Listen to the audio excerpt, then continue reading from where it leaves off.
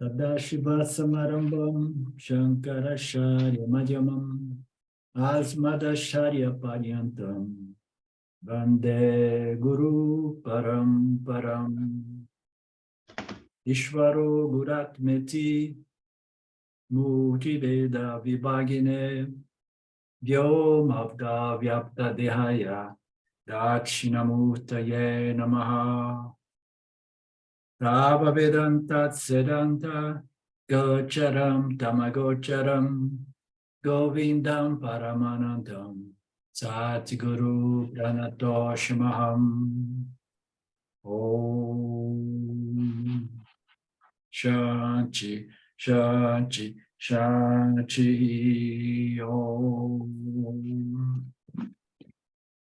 Okay, namaste. Welcome. Okay. Back to our Tripura, verse 16, page 135. Your conceptions do not materialize for the aforesaid reason. Therefore, you must practice focusing.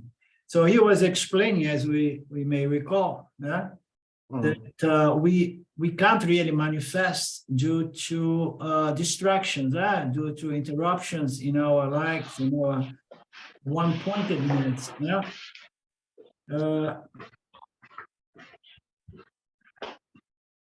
And then, but for the yogis, and also for Brahman, the creator, Maheshwara. So those limitations are not at play.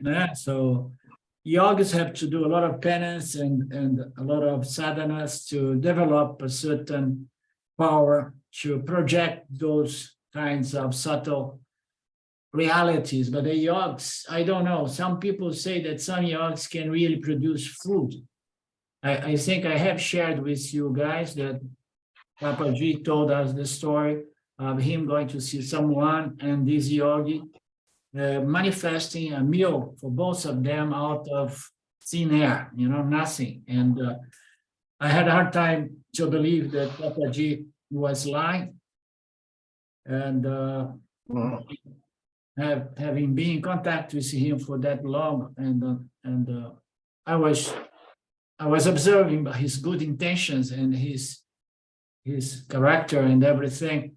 So is there any one of you with the microphone open? Let me see here. No, okay. But anyhow, yogi can have certain powers. And the power of yoga has to begin with the ability to arrest all mental activity and experiencing profound nirvikalpa samadhi. So that's the first thing. I want to remove the world and remain in that state, okay, away and free from duality and all the trouble that comes with duality. And then other powers, we never know, but anything is possible, the power of the mind. So the following verse say, I shall tell you now about the difference in time and space. You are not proficient in the affairs of the world, and therefore you are mystified. So you don't really understand what's going on, and you find everything so mystery. So mysterious, and I mean, you don't have a clue of what's going on here. But the science of reality, the Upanishads, these teachings, they serve the purpose of mystifying what people in other circles call mysticism, So Vedanta is here to demystify the nature of reality and put it in terms of a direct experience, observed by logic, analysis and logic, so that we can see things for what they are without depending on mystical epiphanies or anything like that. So, but you are mystified. I'm going to explain you or try to explain you this dimension of time and space and why it appears to be so real. I shall now make it clear how this difference appear. The sun helps us to see. So we have seen this analogy before. If there is sunlight, we see. Without sunlight, we human beings, we do not see, you know. Every creature has a different set of instruments of perception. One of the things that I'm most amazed now that I have a very, very close relationship with my birds, my chicken, is that they don't have a nose like us, but they have such a sense of smell, you understand? So they smell things from a long distance, what I'm going to bring to them. And how about this one? I looked around, I don't see any ears in them, but they hear from a distance, and the kind of noise I'm doing, he knows what I'm coming about. So every creature has a different set of perceptive instruments, and overall, all creatures appear to need light, but it's not really the case. For some creatures like owls, the light is going to blind those birds. Water is the abode of fishes, but as we know, it draws a man. Fire burns a man, but it's food for a species of birds that I never heard before. So fire can be a source of nutrition to a certain bird. Fire is ordinarily put out by water, but it grows more intensely in the middle of the ocean at the time of dissolution, prolaya. So this I never heard before, but you know, we are not much interested, but it's an intriguing picture, you know, that now the water serves as fuel for fire. Why? Because we are burning everything down, because Maya, Ishwara, wants to take a good nap, a good night of sleep. Men and animals engage in activities with their limbs and sense, whereas spirits do so with the bodies of others. This is interesting. You say men and animals engage in activities with their limbs and with their own sense, but spirits can do so with anybody. Okay, so instances like this are innumerable. That explanation is not a mystery, and it's going to be presented here. Sight is of the eye and cannot be without the eyes.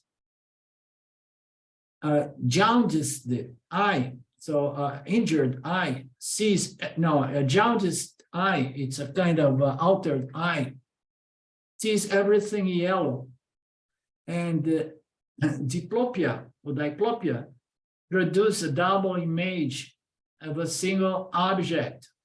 Like people who drink too much, they may begin seeing double image. So the eye is there, depending on the condition.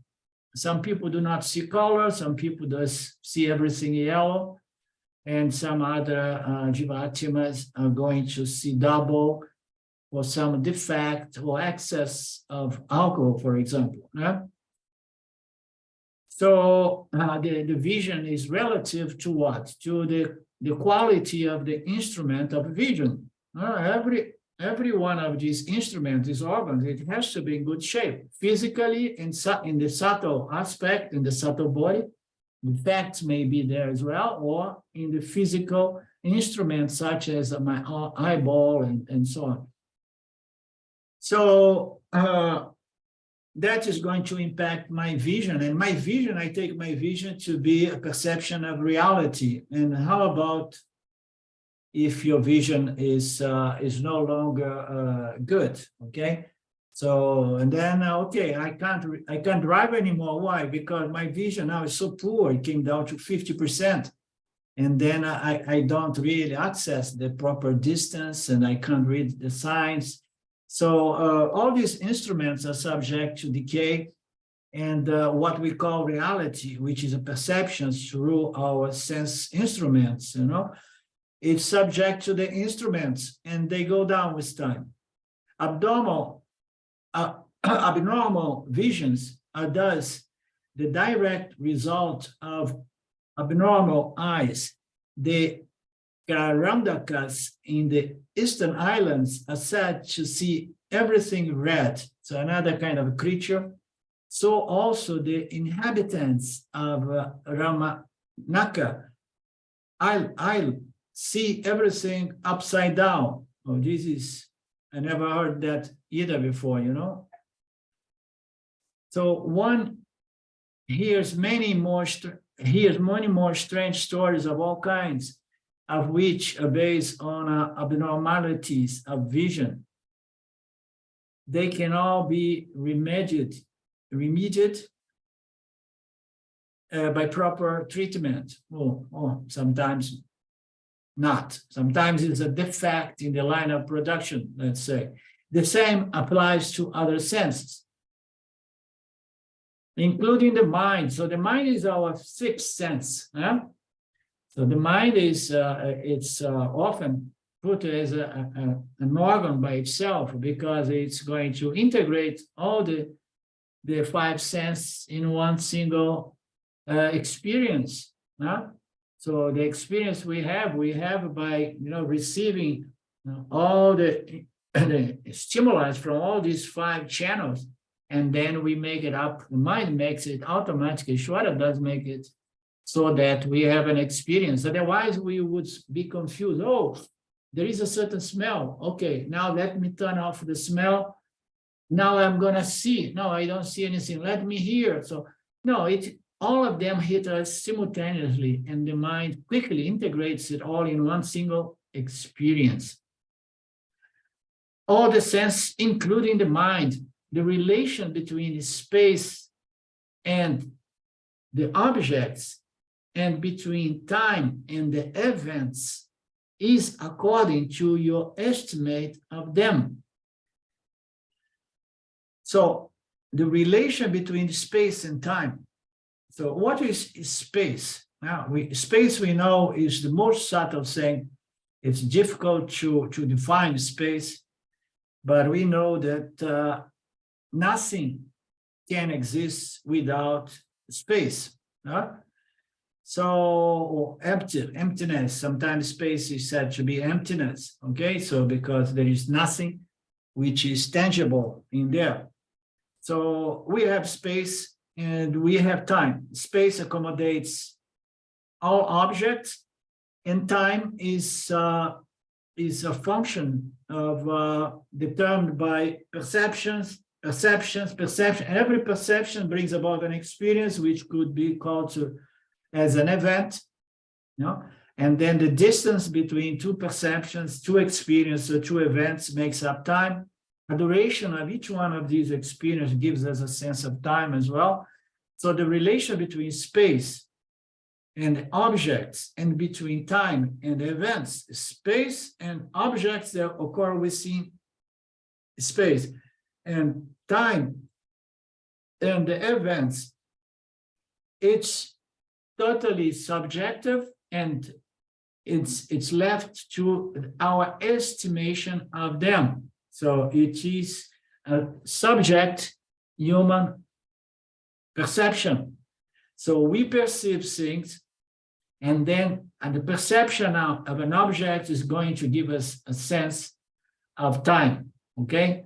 Because every perception, every experience, it fades, it passes to give room to another one, dies to become another one, and then that gives us a sense of time and of space and time. Time is the events, and the space are the objects as we perceive. So all of that is purely subject to our estimate of those phenomena. There is no intrinsic relationship between time and space, and between space and objects, and time and events. There is not really relationship between them, because it isn't a human phenomenon. I don't know if I got it clear, but or I unfold it properly, or to a point that we can get a better understanding, but feel free to contribute there. I think they're saying that there's no fixed time or space, but it's subject to the awareness. Absolutely. Yeah. Yeah, it's subject and not just to awareness. It all depends on consciousness, but Yes. it's subject to the mind, the human mind. Yeah. Right. Because the human mind is going to have an event is coming, you know. I mean, you just you begin having a toothache, and then until you find something to take away that pain, even if it's half an hour, it's going to feel like what? It's going to feel like 5 hours. You understand? Because it's a tough pain. So it's totally directly to our estimate of them. So generally speaking, we know when we have an event that is extremely pleasant, you know, our perception of time is very short. So it feels like, oh my God, it's already gone.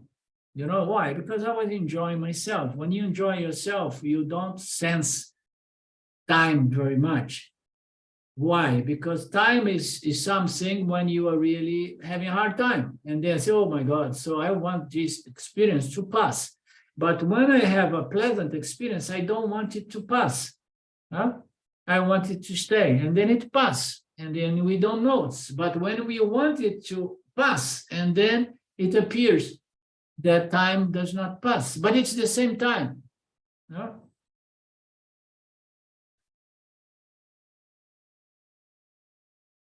Having so far proved the objects and events, so we have the objects and we have the events to be only within the mind, he proceeds to establish that there is no exterior to the self. So without time and space, there is no world. Time and space is a function of the human mind. Huh? So it means to say that there is no really time and space in this dimension of experience, because there is no such a thing, because everything is resolved in the mind. This is the most important point in here. There is nothing exterior to the self. There is nothing exterior to the mind, okay? So, but the mind needs to be properly resolved into the self, into consciousness.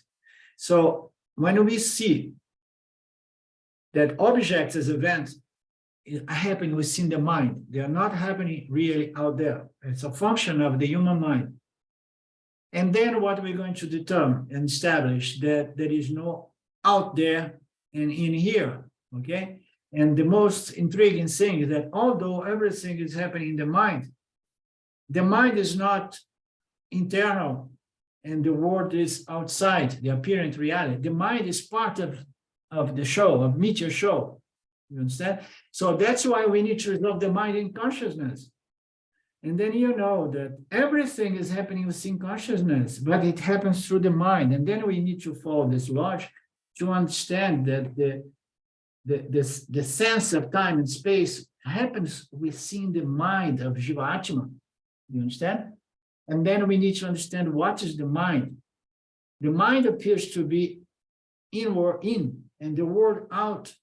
Fundamentally, the mind is out there with the world, okay? Because it's a byproduct of Maheshwara. But the moment that we resolve the mind in consciousness, and then we understand that Jagata and Jiva, they are just apparent modifications in awareness as awareness, okay? So everything is being resolved in consciousness, therefore there is nothing exterior.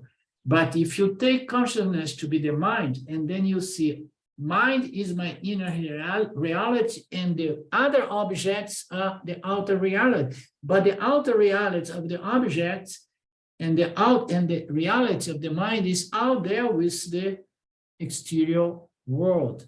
But everything is happening within consciousness.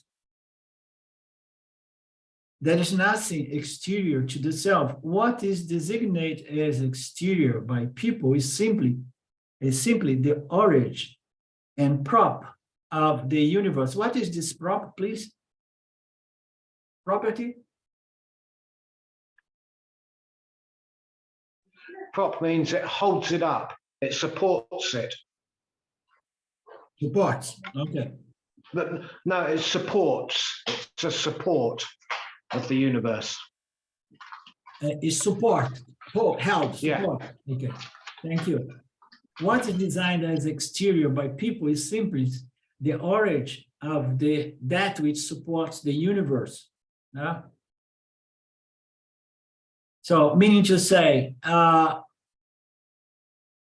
everything that is reflected in consciousness appear to produce an exterior world, but the exterior world stands in relation to the human mind, okay? Everything that reflects in consciousness, but in reality is simply the consciousness on which the universe reflects, and it is supported by consciousness, because everything is just a superimposition in consciousness, like the screen and its relations to the pictures on it. I was thinking about the screen, and here it comes.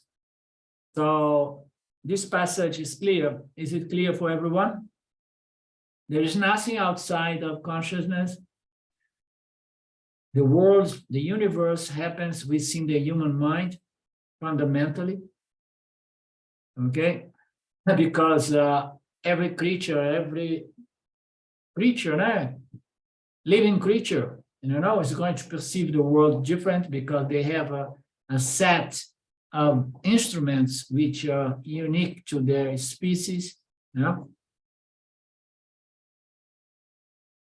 And there is nothing out there. The only thing there is I consciousness. And the world appears within what? The mind of my Jiva-atmas. The human mind, the Jiva-atma, is receiving the world, and everything is happening within me. The world and the mind of my Jiva-atmas are just superimposition, and therefore the world out there and myself as a Jiva-atma, both are out there, and both are objects superimposed on me, consciousness. Okay, exactly like the screen, and everything, every dynamic moving picture project on it. There could be nothing external to that exterior except it be one's own body. How can that be externalized from the exterior? So here he's talking about the physical body. There could be nothing external to this screen of consciousness. There could be nothing external to that exterior except to be one's own body.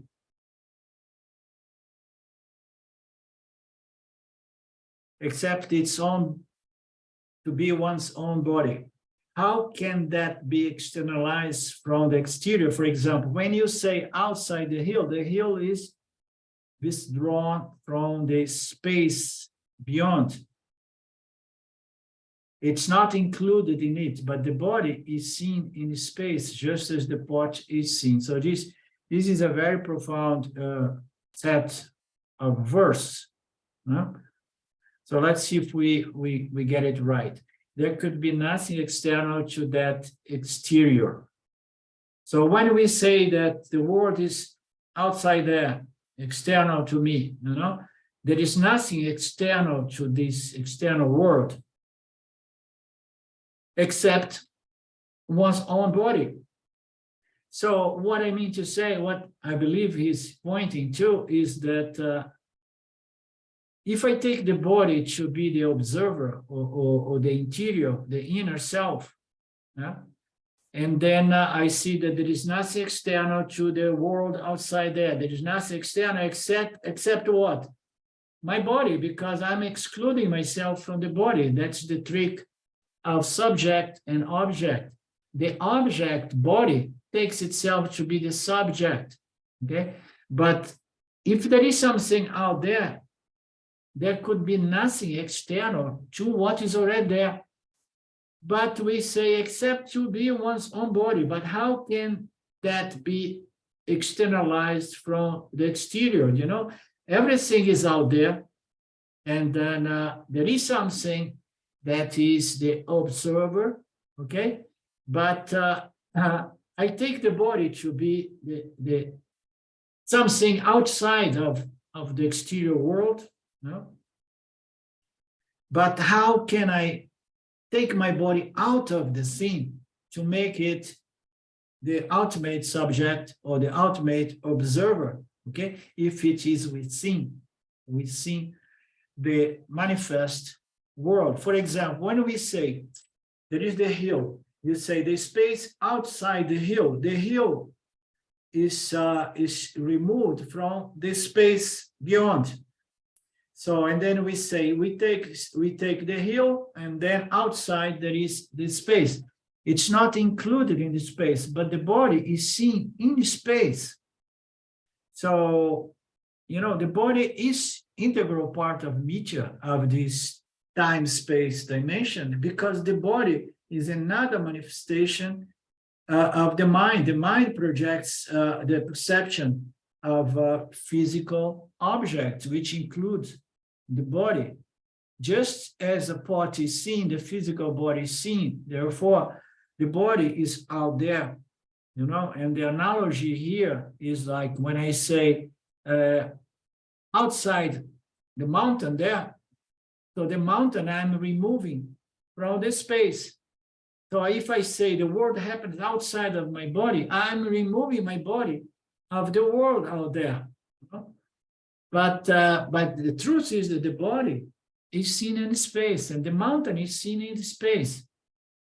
So just as a pot is seen, the body and the mountain are seen. The body must therefore be external to the seer.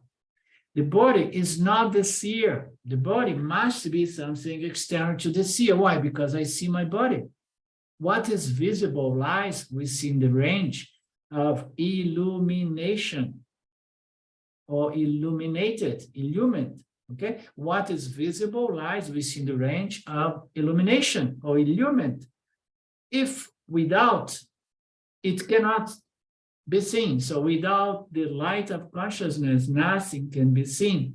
And the body is inert material, is inert energy, and the body is illuminated by something other than matter. The body is illuminated by the only source of light, which is consciousness. And how about the mind? The mind is the same thing. The mind lies within the range of that which is illuminated and made visible by consciousness. Okay, as we know, we have means with Vedanta to objectify the mind and understand the mind very objectively. In fact, the whole process of self development or wisdom development relies on our ability to objectify the mind.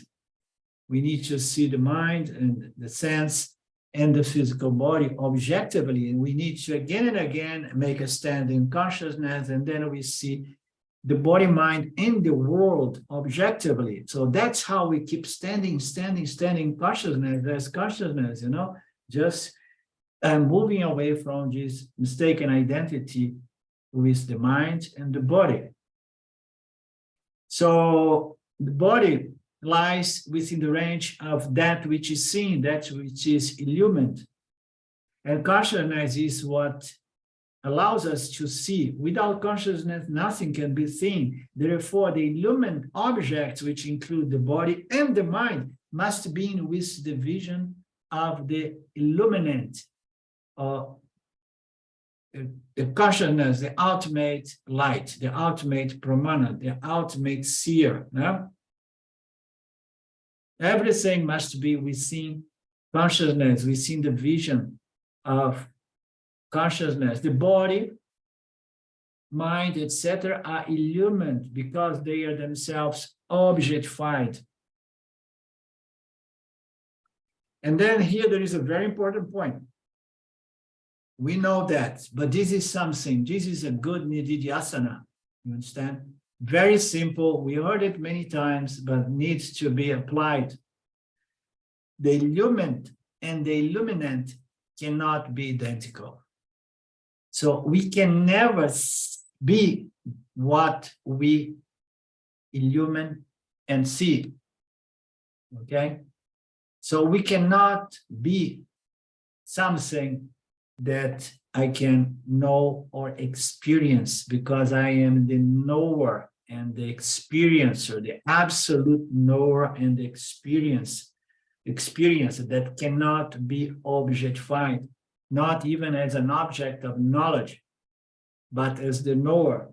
So the illumined and the illuminant cannot be identical. In other words, I cannot be that which I know. I cannot be that which I experience. And I'm here in search of what? I'm in search of my true identity. So Vedanta refers to all other paths, because I'm not in search of a special mystical experience. I'm in search to my true identity / nature. That's what differs Vedanta from everything. Why? Because the scriptures say, if you know who you are safe, you are done, you are, you know. So we want to know what we are. So it's the very simple pointer is just deny anything that you experience or know as the not self. Any and everything is the not self, because in that way you're going to remain as what? As the illuminant light of consciousness. Again, the illuminant cannot be objectified, for who is the seer apart from it? The light of consciousness cannot be objectified, for who is the seer apart from it? So, no, I want to see the self. I want to have an objective experience of the self. Okay, so if I want to have an objective knowledge experience of the self, I need to be something other than the self. I need to be a seer other than the seer, which is consciousness. You understand? Cannot be objectified, for who would be the seer apart from it? We know that when we come to the teachings of the Upanishads, we know that we go all the way tracing back our nature to consciousness. And then we don't fall for this story that there are many consciousness. We hear the statement that consciousness is of the nature of non-duality or oneness. There is only one consciousness. So we cannot take those concepts that, okay, when we come all the way to consciousness, and then we have to keep going, because then you discover the seer of this consciousness. Yeah, consciousness at 0 point, and then you're going to find what is the seer behind consciousness 0 point is -1 consciousness, and then you go into a regression which is infinite. And a lot of people fall for these kinds of things, and there is something that is seeing the seer, there is something, that's witnessing consciousness. And then when you go into the spiritual world, you see people talking, oh, consciousness and a higher consciousness and more consciousness. And so it is only one consciousness. It's the most simple thing. And I want to have it clear that I am this consciousness. And then it's very simple. The worst possible thing is trying to help people who have fallen for all these misconceptions. I try not to help anybody, but sometimes it's a friend or that keeps saying things like that, and I try to correct here and there. But it goes over their heads because they are already contaminated by notions such as these ones. There are many consciousness, and the journey of the soul is to go higher and higher from one level of consciousness to another level of consciousness. There are no levels of consciousness, there are levels of the mind. Less pure, more dense, more subtle. Those are mental levels. There is only one illuminant and cannot be objectified, seen and perceived and known objectively, because there is nothing other than consciousness. It's of the nature of non-dual. nothing apart from consciousness, one without nothing beyond it. And how can the illumination by which he sees be something apart from it, from him? That the illuminant affords the light and serves as an object standing apart from the seer is a concept impossible to maintain. So consciousness is the illuminant. How can it produce light to something else, that can objectify its own light? Apart from consciousness, which is the absolute seer, there is no way that it can. Sometimes I put it, consciousness cannot split in two. Some people may believe that, okay, no, but anyhow, I can split myself in two, and then I have two parts. One part of my nature as consciousness is going to witness the other part of myself as consciousness. No, in the mind, such a phenomenon may occur. The mind has the potential to observe itself, its self-consciousness, self-awareness, self-reflection. It reflects, and somehow the same mind is going to observe itself, or at least its functions, as intellect and thoughts and feelings and everything. On the mind, we have this self-reflectivity or self-awareness that allows the mind appears to be one watching and witnessing itself. But from consciousness standpoint, there is no such a thing. Consciousness has no level. The mind has levels. A subtler aspect of the mind can observe a denser aspect of the mind, but consciousness is the end. And it's a partless whole, indivisible. That's why we say Advaita, indivisible. Huh?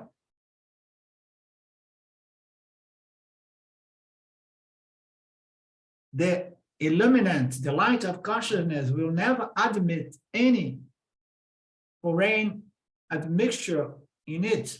Nothing. There is nothing that can mix up with I consciousness. There are no inclusion, not even Maya. Maya is left out. And consciousness is the illumination in perfection, is the only pure light of consciousness, only one, non-dual. And it is the beingness of all. Everything, is blessed by this light of consciousness, pure, perfect.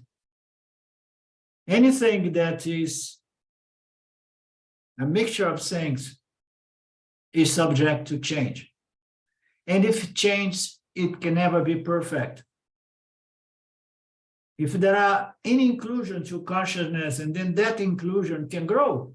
Huh? Oh, no, it's consciousness, and we have discovered that it's 99.5% pure, but there is a small inclusion. What is the inclusion in consciousness? Oh, they call it Maya. And then there is 0.5% Maya in consciousness, and now big problem. Why? If there is an inclusion, that inclusion may shrink or may expand, because wherever there are two principles, they impact on one another. You understand? Wherever there is any inclusion, that inclusion is going to interact one part with the other, and then we have modifications. And consciousness is free from modifications, is nirvikaraha. It does not modify or change because it's one without any inclusion to itself. It's perfect. He extends as time and space. This consciousness, this illumination, this illuminant extends as time and space. They are infinite and perfect, being involved as the illumination and illumined. So this consciousness, this pure, perfect light of consciousness apparently extends as time and space. But how so? This is a long story. It extends as time and space when Maya brings about the universe, and not only the universe, but the human jivas, the individuals, these organisms with intelligent intellect, and that is intellect is going to have an experience of time and space. This consciousness, under the power of Maya, in a suborder of reality, which is not real, appears as extending itself. This notion of extension of consciousness is also, some say, a notion that we avoid in Vedanta. Apparently extends as time and space because of the human jivas, okay? And then it appears as the Trinity, okay? The illuminant, the illuminate, and the illumination. So, in other words, the light of consciousness, and then the illumination, and that which was illumined. The Trinity, the experiencer, the experienced, and the experience, the knower, the known, and the knowingness. So everything, the knowledge. So all this Trinity, it happens as an apparent reality only from the standpoint of Jivatma. Only. They do not exist. None of these exists without the Jivatma. This is really something to wrap our mind around it, okay? Because the moment the Jivatma comes, and then we have this reflection of consciousness, and then the objects appear as out there, and then consciousness appear as the Jivatma seer, and then there is the distance and time and distance due to this apparent interaction with the field of objects.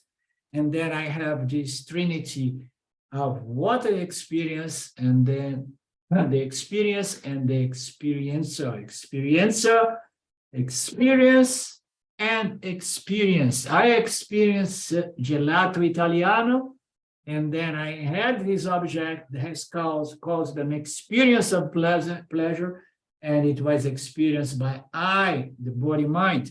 So this trinity is merely a function of the Jiva Atma. They don't really exist in reality. What exists is this apparent universe projected by the elements. You understand, that grossifies and present themselves as physical and subtle universe, and then appears something that is going to witness and experience. And we don't know exactly how the other creatures, the other animals experience the world. They have a certain intelligence. I mean, I'm intrigued with my birds here, because they got in the habit of laying eggs away from me, that we can never find the eggs. And they are so clever that we want to discover it. And then we begin going. They come, sometimes they are there trying to work on those eggs. Yeah. But after 2 days, they are hungry. Then they appear. We can see that they are hungry. And then we give food, they eat. And then we watch. And then we start following to see where they go. Where are these eggs hidden? And the chicken is so smart. He stops, look around, and then he feels that we are not trying to play the detectives. And then she goes to one side, and then when we least expect, she disappears in the bush, and then game is over. So I made peace with it. I don't have eggs anymore. And then one day, what happened? They come home, and then they have a lot of small little things, And then I say, what am I going to do with these things? I need eggs, but what am I going to do? How can I go against the nature? And then the other day, somebody told me, oh, no, you have to get different kind of chicken, not this wild chicken, because they like to go deep into the bush to hide their eggs. And there's nothing you can do about that, okay? They have a certain intelligence. We don't know how they perceive, but I doubt that they have a sense that I exist and I'm having experience, and I'm experiencing pleasure and pain, and I have a certain expectation here, and I'm self-aware, and I want what I want.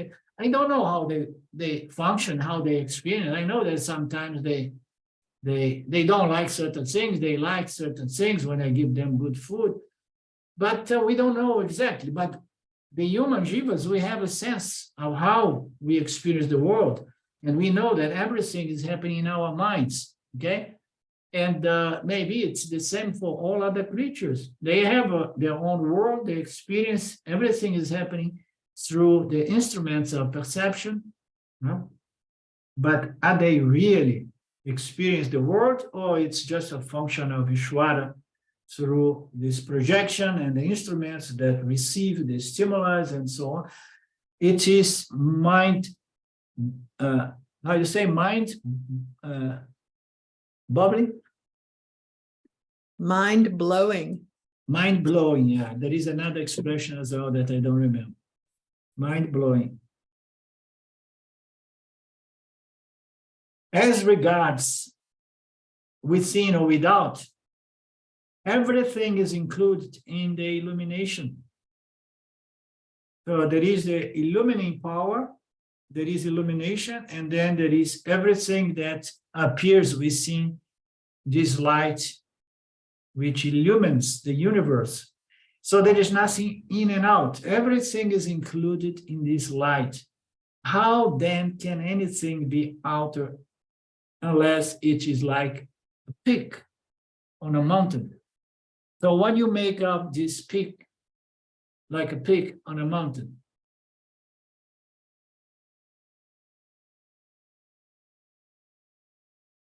I guess maybe is the peak of the Himalayas appear to be outside of the clouds, maybe, yeah, something like that. The whole universe is thus in the illumination. Everything is within consciousness, the light that illumines and reveals the world, which shines by itself. It is self-sufficient.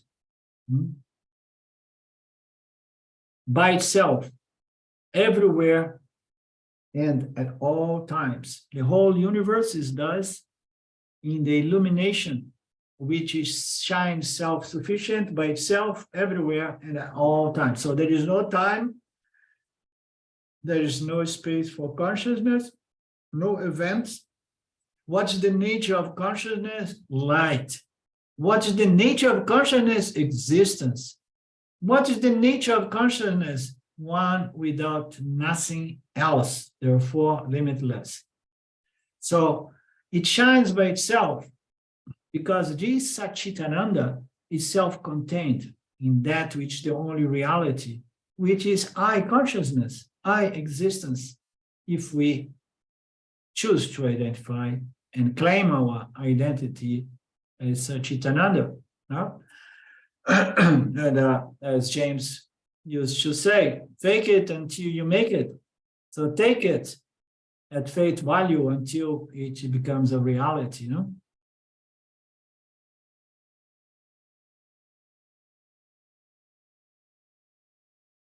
At all times, there is no time.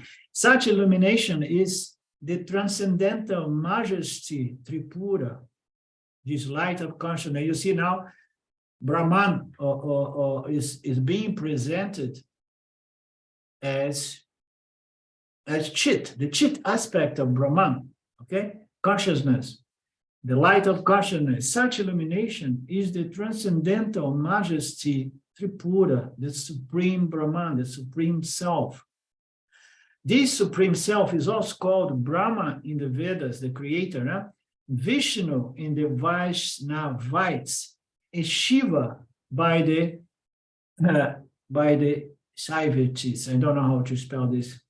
And Shakti by the Shaktas. There is indeed nothing but this supreme Tripura, this majesty, okay? Tripura. It somehow appears as extended in all these sets of trinities, you know, which is often present as the three worlds and the three bodies by which you experience, you know, the three states of the Jiva-Atma. Yeah? So we have these three states, and we see in each one of these states, we have the experiencer, the experience, and the experienced. No?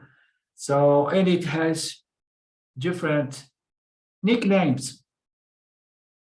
This supreme Tripura holds everything by her own power. The same way a mirror holds its image within itself, with no need of any help. This Tripura is the illuminant in relation to the illumined. everything is known and seen and experienced by the power of consciousness. Remove consciousness, there is no Trinity, there is no experience, experiencer, experience, and experience. So it holds everything the same way the mirror holds all the images without any effort. The object is sank in illumination, like the image of a seat is sank in a mirror. So I like this analogy. It does not appear very often, you know. Sometimes I present it in Portuguese language. The whole universe is marinated in consciousness. You understand? So it's everything is there, you know, and consciousness is just holding, supporting this apparent reality, which is superimposed, more or less like that. It is sunk. Nothing escaped this light, this illumination. But the illumination of consciousness is going to produce knowledge and experience only in the presence of the Jivatma. The Jivatma is the one who is going to experience the Trinity, experiencer or knower, known and knowledge. No?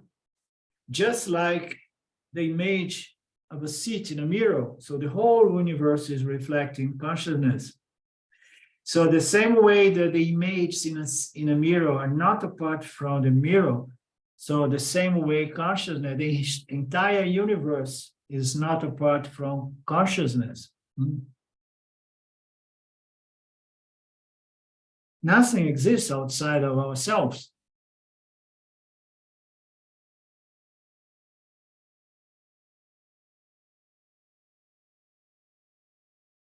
These are all statements of identity, and it may not be appreciated if we want statements of experience, because it's difficult to have an experience that the whole world is within myself, unless I have an epiphany of this type. Mind projects a lot of epiphanies. But those are statements of identity, and identity needs to be understood. Needs to be understood.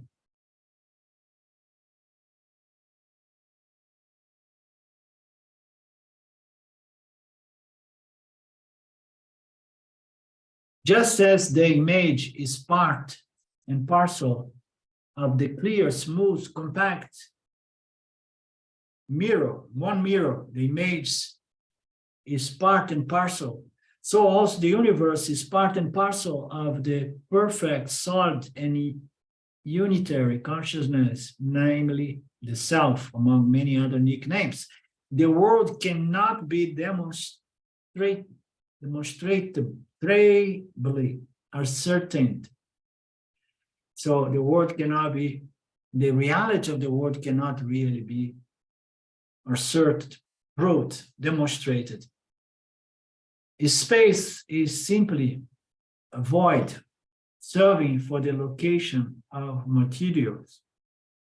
When we talk about this space, we say like, okay, there is nothing. So when we say there is nothing, means to say there is space. So space is almost like nothing, because we say there is nothing. It's like a void. Okay, there is nothing. Oh, it's a vacuum. Okay, it means there is not even air. Now I have kept my food in a vacuum plastic bag, so that there is no space. There is no air, but there is space. Space is like nothing and serves for the location of some things. The some things are what? They're objects, material objects. And on another conversation that's not going to be brought in here, also the subtle universe requires subtle space. And the subtle object that happens within the subtle space. The universe is always and all through a phenomenon in the self. The physical material universe is always at all times a phenomenon that's happening within the self through the Jivatma's mind, or the mind of my chicken as well. The question then arises, how consciousness, being the void of the void, more subtle than the space, appears to be the universe, which is so dense. Yeah?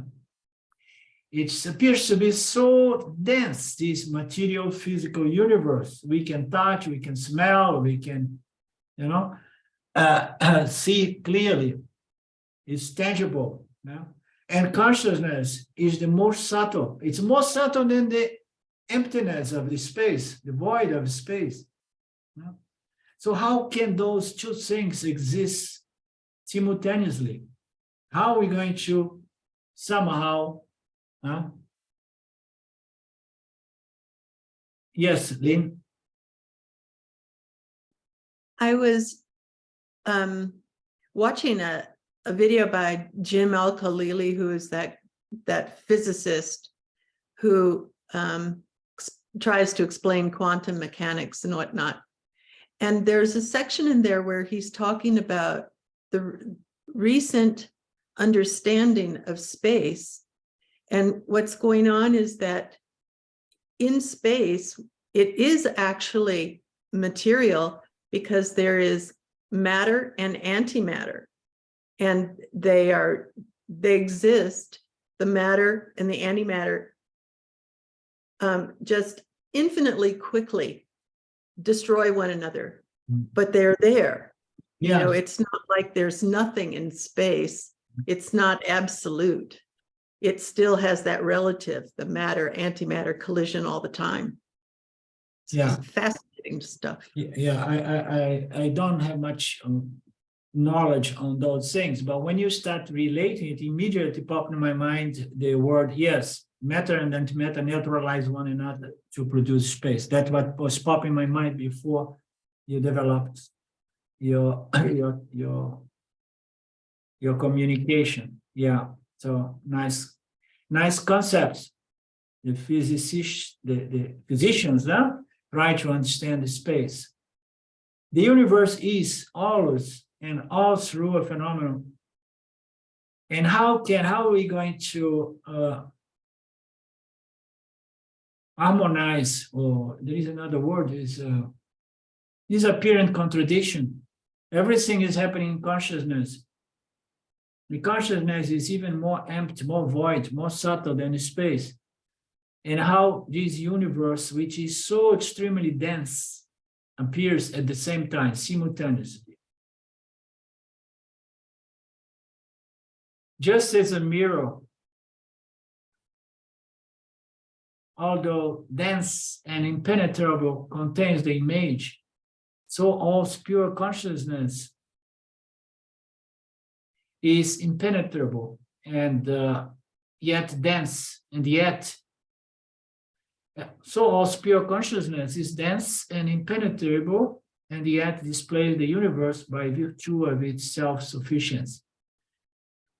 Just as a mirror, though dense and impenetrable, contains the image, so all pure consciousness. It's calling consciousness dense here and impenetrable, and yet it displays the universe by virtue. We have to understand that in analogy, because the mirror is dense, it's hard. And we cannot put any image inside of the mirror. No? Why? Because it's hard, it's dense. Nothing can be penetrating the glass of the mirror, but the universe appears. So he says consciousness as well. No? And nothing can penetrate consciousness, but not because it is dense, no? But because it is more subtle than space. But yet, it is extremely subtle, more subtle about the subtle, yet it displays a universe which is dense and physical, and that is due to its self-contained power to reflect the universe. But this power is added up by association of Maya with consciousness. Consciousness is not associated, as we know, but Maya from time to time makes this magic show. It goes back inquiring to its very nature as consciousness, and then when it comes close to understand its nature as consciousness, it produces this reflection called the universe. No? But consciousness is nothing to do with it, but consciousness look at Maya, say again, this guy wants to play again. He wants to project a universe that is held and contained within me, but since I make no effort, I let it be. Yeah? Consciousness is all pervading, dense and single. It still holds the mobile and immobile creation within it, wonderful in its variety with no immediate or ultimate cause for it. So I'm still having a hard time to relate to these two words, dense consciousness and impenetrable. Impenetrable, it's, we have to think in terms of analogy with the mirror. Consciousness is all-pervading. The mirror is not all-pervading, but it reflects anything. So we have to abandon this parallel with the mirror, and in this case, and forget about this dance, unless there will be a note somewhere here to explain this analogy with density. It's all-pervading consciousness. It is single, meaning to say is one without nothing else. And for some reason, there is a density there. It still holds. Yeah? It still holds the mobile. Because it's all-pervading, because it's one without nothing else, I would remove this word still holds. It inevitably holds the universe of mobile and immobile, okay, with all its objects in wonderful varieties, with no immediate or ultimate purpose or cause for it. It's the causeless cause of the universe, but it does so without any purpose. No immediate cause or ultimate cause or purpose. It's all happening, and we'll never know why. And to know why is not the best question or inquiry here. The best inquiry here is, whether this universe, this wonderful variety of objects and so on, they are real or not real. And I myself, I haven't seen it. I mean, I have to be honest, I cannot exclude myself from this world. My body cannot be excluded from the other body. So, and then I want to know if this universe is real. If the universe is not real, and then my body is not real, and then who am I is the real, ultimate, intelligent inquiry to be made. Huh? Just as the mirror remains unaffected by the passage of different images and yet continues to reflect as clearly as before, whatsoever is reflect the mirror without any discrimination is going to reflect everything as clear as before. The mirror is never going to say, oh, no, I don't want to reflect you. No. The same thing, light, the sunlight. This is an analogy often used as well in the spiritual field. The light is illumining our physical, material universe, also indiscriminately. It can illumine something very beautiful, can illumine someone being assassinated by another person, violence or no violence. The light is just there, unconcerned in regards to whatsoever is being illumined and revealed. It's unaffected. Everything is going to be illumined by consciousness, the same way the mirror is going to reflect any and everything. And consciousness is so all-pervasive that it not only illumines the awake state in which we experience the physical material universe, but it illumines the other two states as well, the dream and the sleep. Although here we have left, the author has left behind out the deep sleep, because it cannot really be taken in consideration, because there is no experiencer and experience and experienced. Tangible experience are not really available there. But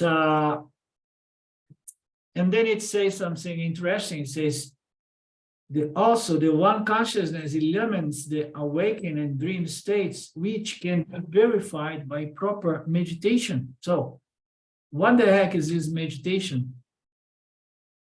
Here we are following all this logic to come to a point to understand that everything is happening within consciousness, and everything in both states, the awake and the dream states, and all other altered states, or states in between, everything, because nothing escapes consciousness.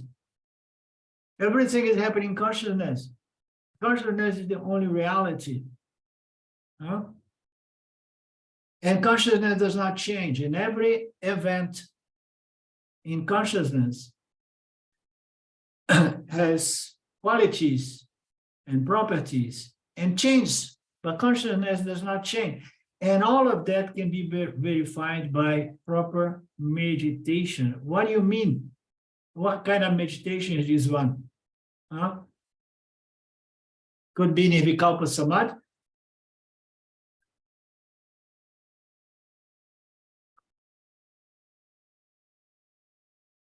Wouldn't it have to be Nididhyasana? Of course, it must be Nididhyasana. This is a Vedantic text. Huh? It can be verified by proper Nididhyasana in the light of the teachings of the Upanishads, because we are talking about the most fundamental nature of the experiencer, the Jivatma, who wants to understand its most real, most fundamental nature, identity as free, limitless consciousness, so that one can have a good time. So it's all about verifying it by the Nididhyasana as presented by the Upanishads. This is our meditation, because if you take it to be deep silence, so deep silence will never change one's sense of identity, okay? Because the sense of identity is proper and solidly crystallized as the body mind, in the body mind as the body mind. So you need something that's going to change that challenge and change that assumption. And that can only be what? Concepts, notions, analysis, the teachings of the Upanishad that are going to help us to understand that we are not the body mind. It is the Nididhyasana, the Vedantic meditation of following the teachings that reveals to the individual its true nature, identity. Okay? So, King, examine again your dreams and your dreams in the night. They are just mental reflection, mental projection. So we stop here. We begin soon again, next Monday, from here. And I hope these are all beautiful Nididhyasanas we are doing here. And they need to be fed, nourished. You know, we need to keep doing this on our own until we have this clear understanding that everything is happening within me. And I am consciousness, not the mind. Okie dokie. Om Purnamada Purnamidam Purna Purnamudachyate Purna Purnamadaya Purnameva Vashishyate Om Shanti Shanti Shanti. Namaste once again. Thank you. We meet again soon. Next Monday, Ishvara allowing, willing. Bye-bye.